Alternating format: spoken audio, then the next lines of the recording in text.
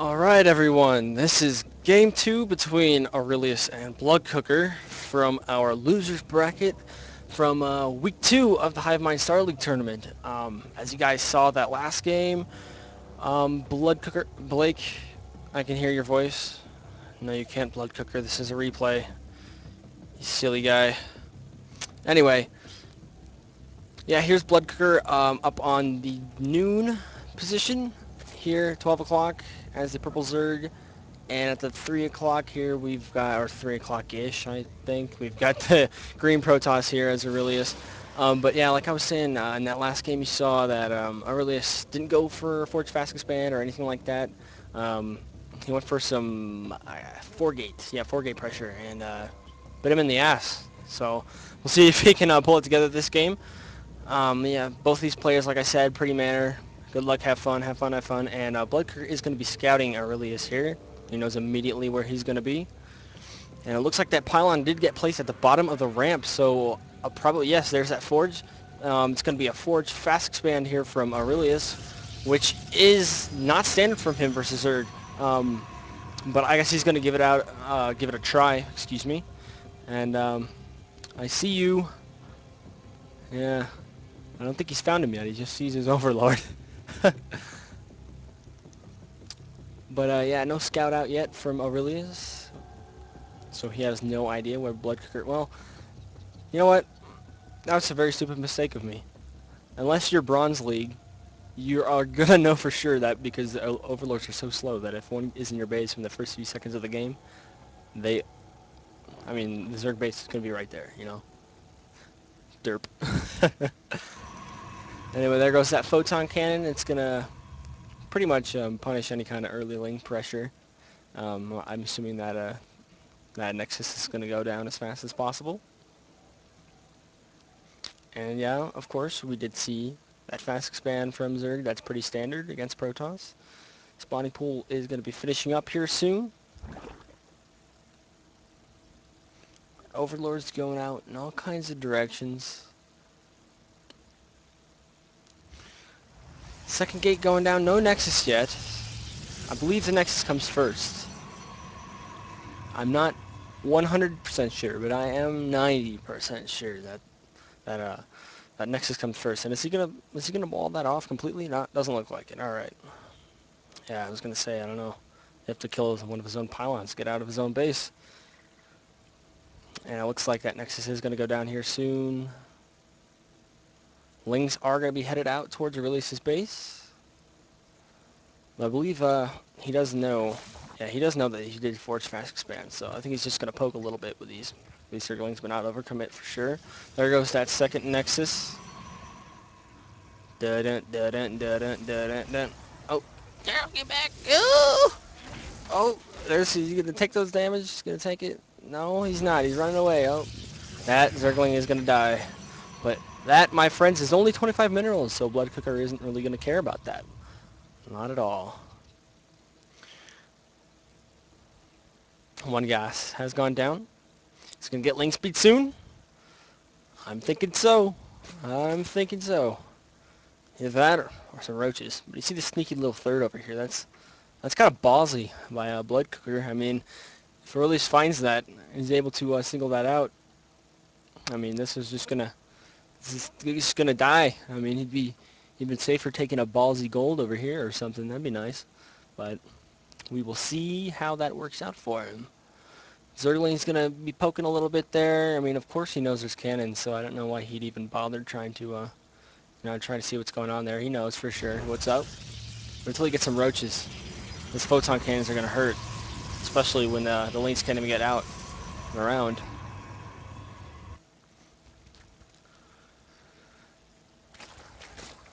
Yes, speed is about halfway done, so that's going to make those Zerglings, of course, so much more effective. Transfer some Gerones right there.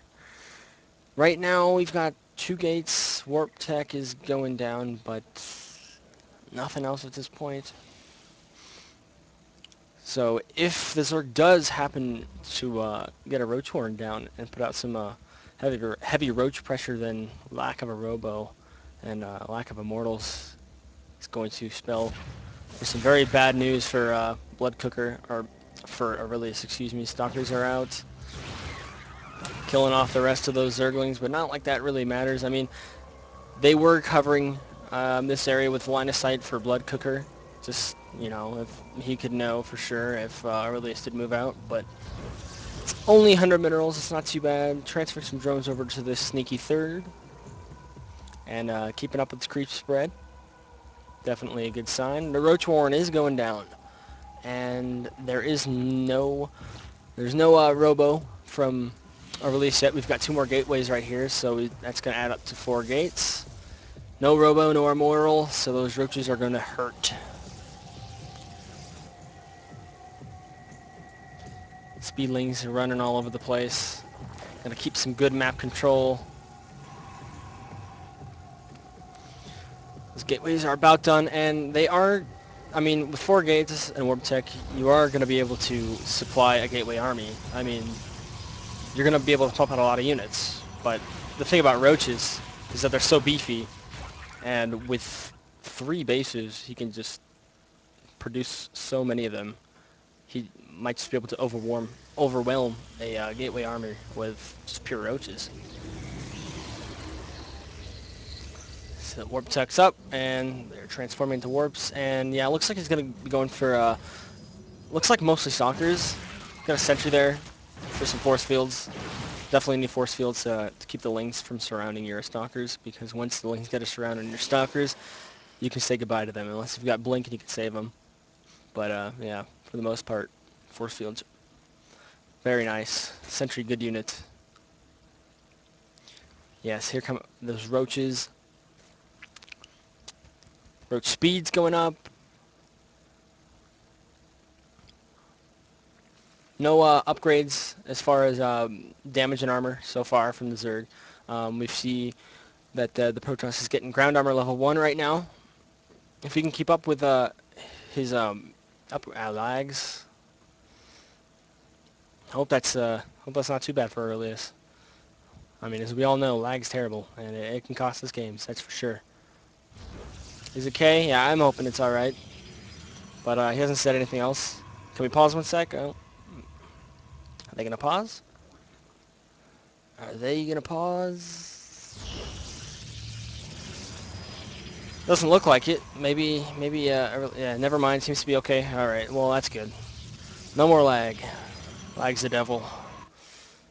Yeah, just continuing to mass these roaches with these Zerglings here, and we've yet to see any kind of immortals out, so the roaches are still going to do a lot of damage. We'll be taking out these destructible rocks, go for his third. At this point, BloodCooker, well, it isn't, you know, it's not saturated, but he can definitely saturate it anytime he wants. He's definitely ahead as far as bases go and income, but that's pretty standard for Zerg to be at least 1 base ahead of their opponent, whether they fast expand or not. But this just big ball of roaches and lings. I mean, unless he can pull off some like perfect force fields, and he's only got 1 sentry, so I don't know how that's gonna work out. But looks like the Zerg army is gonna be moving out here. I think they're gonna be able to do some damage if he commits to this. He's poking in there to see what's up.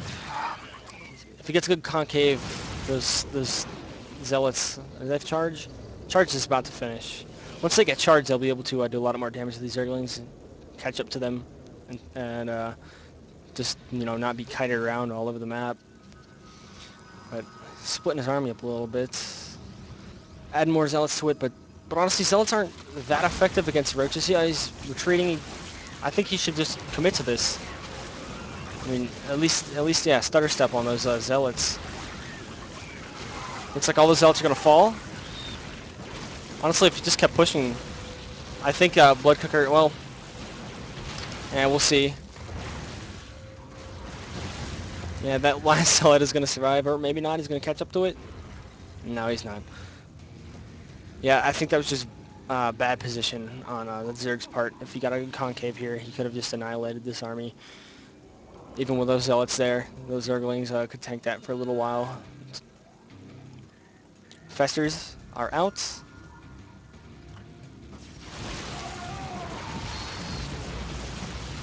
Still no upgrades for the Zerg army, but it doesn't look like it matters at this point. because the Protoss army is at 1-1 and about to be at 1-2, but it looks like it's not going to save him. All these infested Terrans are just going to beef the Zerg army up by quite a bit for free, too. Infestor, good unit. Don't forget that.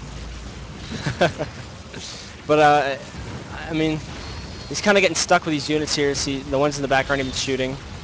So they're just going to get picked off by these stalkers here. Yeah, he's going to be pulling back, but he can just remax that army so quickly. Look at the supply difference at this point. It's going to be 139 to 54. This third isn't even down yet. It's, you know, it's getting there, but with the fourth on the way, BloodCooker's macro is just far superior at this point. Looks like he's going to be setting up for a drop here, possibly. It'd be interesting to see how that works out. Kind of get in the back door instead of having to try to push through all these gates right here.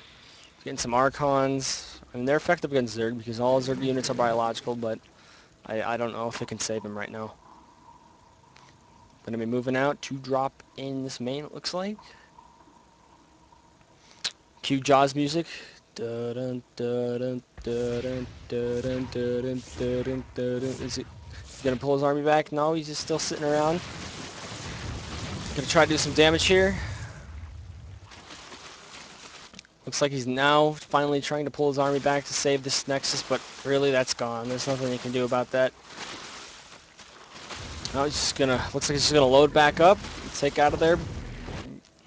Well, yeah, the army's sitting up there at the top. Finally transferring his probes down to this third and getting that mining, but he has lost his main. This army up there is not very well defending this front door he's got. The Infestors just chilling, no detection, so they are completely safe right now. And we see this mass of Zerglings on the way, or Roaches just on the way. Still at 0-0, no upgrades at all. And Aurelius is keeping up on his upgrades. He's got Attack 3 coming up. I mean, that's effective, but it honestly doesn't look like it can save him. Yeah, get those fungals off on those Zealots, and they're completely useless while it lasts. Looks like there's so much DPS coming from these Roaches, even without upgrades. They're just slaughtering right through these Stalkers. These Archon's powerful, but without any backup, they're just terrible. They're just going to get annihilated. Lots of infested Terrans. And it looks like this natural is going to fall pretty soon here, along with these warp gates. So many, Aurelius says. Well, yeah, that's Zerg for you, buddy. That's Zerg for you.